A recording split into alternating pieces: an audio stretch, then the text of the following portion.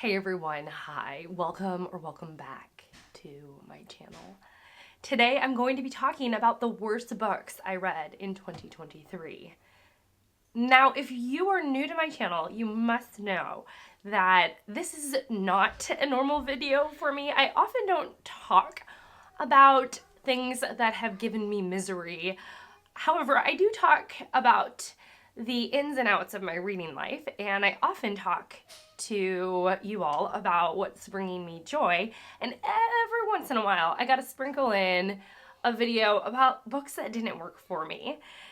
So if you're new and you like the vibe, I would encourage you to subscribe, stick around, and without any further rambling on, let's go ahead and get into the meat of this video. I don't usually ever give caveats in my videos either, but I feel like I must give a caveat that if I am speaking about one of your favorite books, this is not meant to give any offense in any way or anything like that.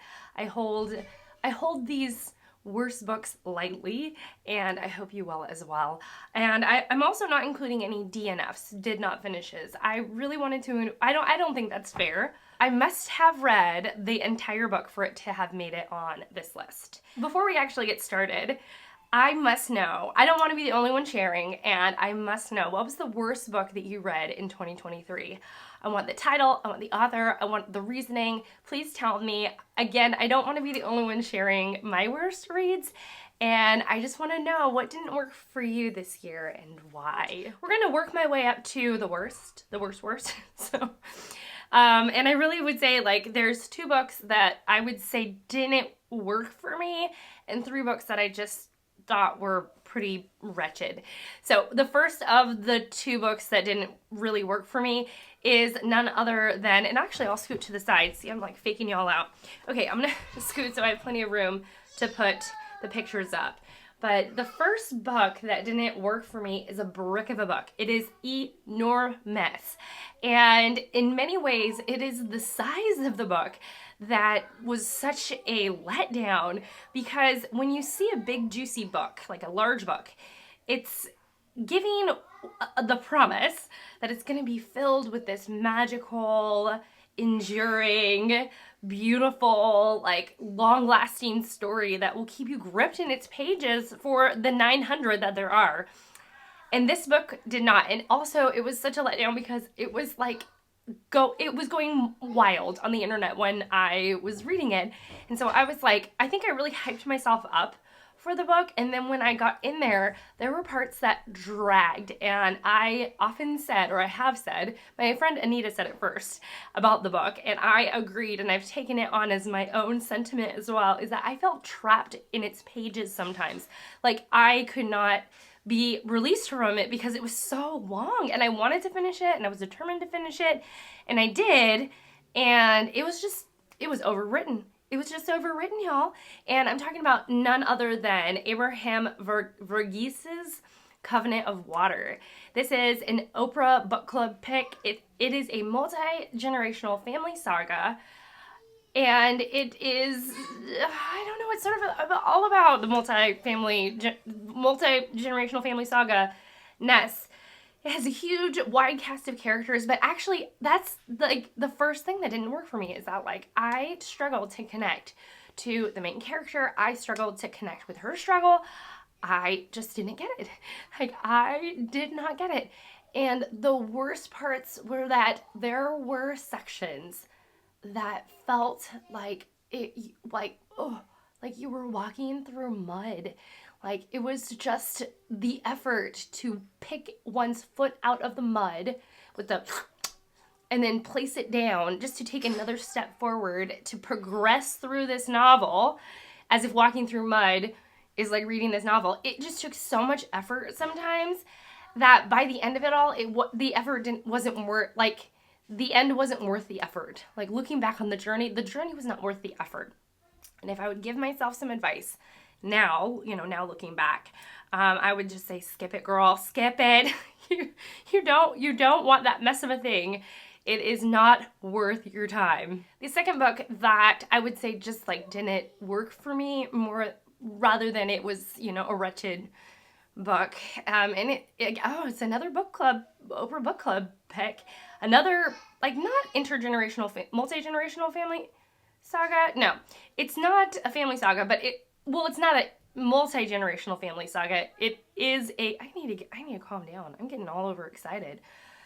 It is a family saga, and it is about the falling apart of a family that has an event that happens to one of the family members, and the family falls apart. And it had some okay moments, but ultimately it dragged. And it was just, again, it had similar qualities to Covenant of Water. I just felt trapped in its pages sometimes. And at the end of it all, I just didn't love the message. I was like, ugh. And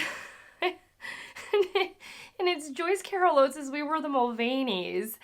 This is about a young woman who is assaulted, and her family, that is like the inciting event that really kind of starts to break her family down. Her family as like a core nucleus type family. And there was just, I think, commentary about being a survivor of sexual assault that I just struggled to get behind. And I just found it a difficult read, like partly because ethically, like in my own heart, I just disagreed with some of the choices that were made for some of the characters, and like in terms of agency and such. But I also I didn't like her writing. It was so slow sometimes. I was like, and I like slow-paced books.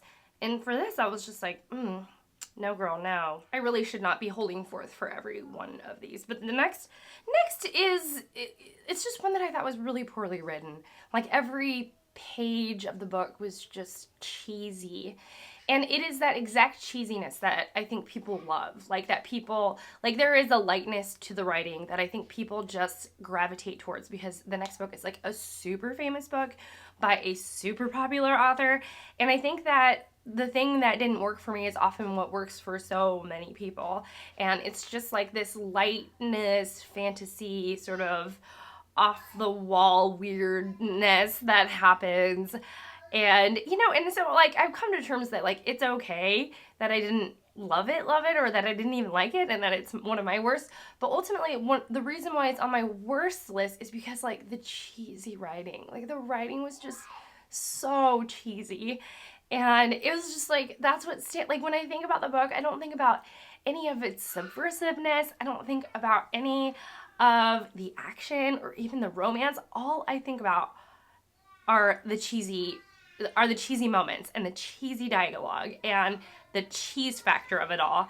And it is Acotar, A Court of Thorns and Roses by Sarah J. Maas.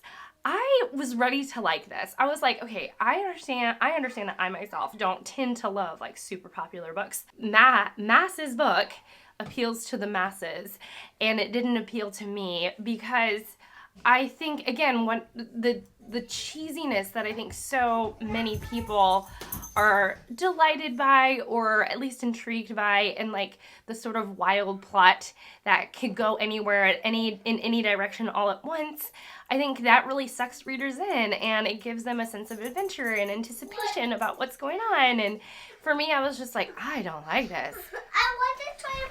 Suffice to say, it just didn't work for me, and it didn't come together, and I sort of cringe and smile. Like I cringe and then I smile, or I smile and then I cringe at the memory of the writing, and just how it was just, it had its moments, y'all. It was so cheesy. But the next book, so much about it was not good. It was just not good at all. And I think what irritated me the most was the incredibly immature and blindingly not self-aware the author, not the author, but the main character was. And there was this promise that it was going to be a satire, that it was going to have all this interesting commentary about the publishing industry.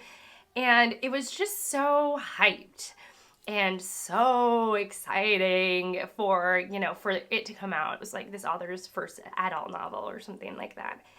And I did not like this book at all. And it is Yellowface by R.F. Kuang. This book was just really, really tough on a bunch of different levels.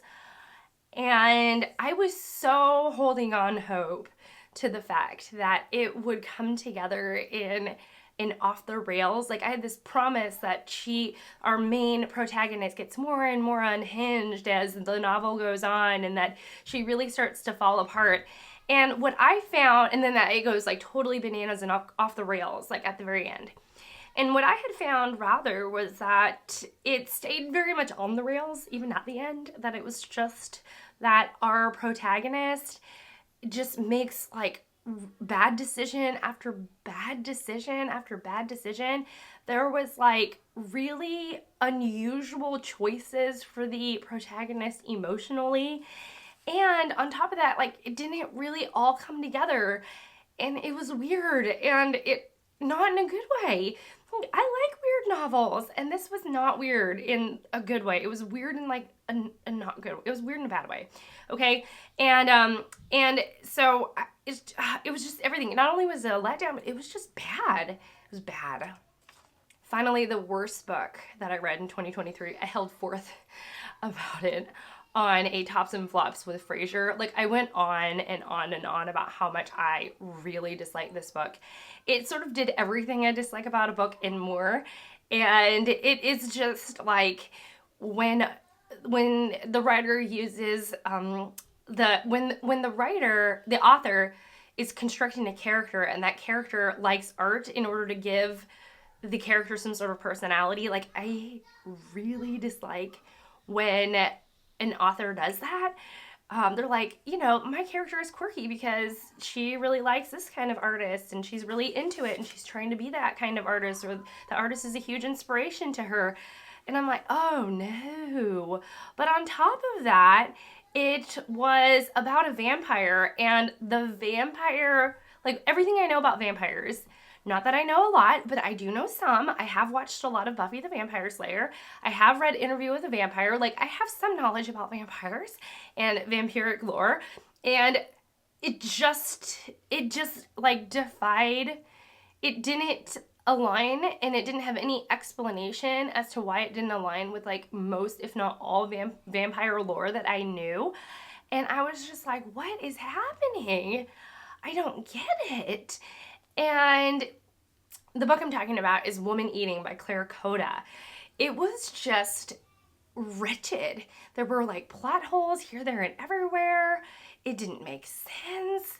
I honestly don't know how the book got published in the state that it got published. And I think back on it, and I was just like, this is the book that I just, like, so much of it needed to be rewritten and reconstructed. Not only for it to just make sense, but for it to be a good read. And I just really didn't like that it was just so like fragmented and disjointed. And it just did those things that I really didn't like. And And it was being sold as like a vampire with an eating disorder. But it was really just, it was a mess. That's what it was. It was a mess. So yeah, I'm going to scoot back to not that I was all that far off to the side, but I'm going to scoot back to the center and say thank you. Thank you for letting me share. I feel so much better. I've been sick, and it's just a joy to share. Like, it feels cathartic. It feels cathartic to share some of my worst books in 2023. My children are getting restless. This is my cue that I must go. But thank you so much for watching. Thank you so much for being here and spending this time with me. I really appreciate it. And I will see you all in the next one. Bye.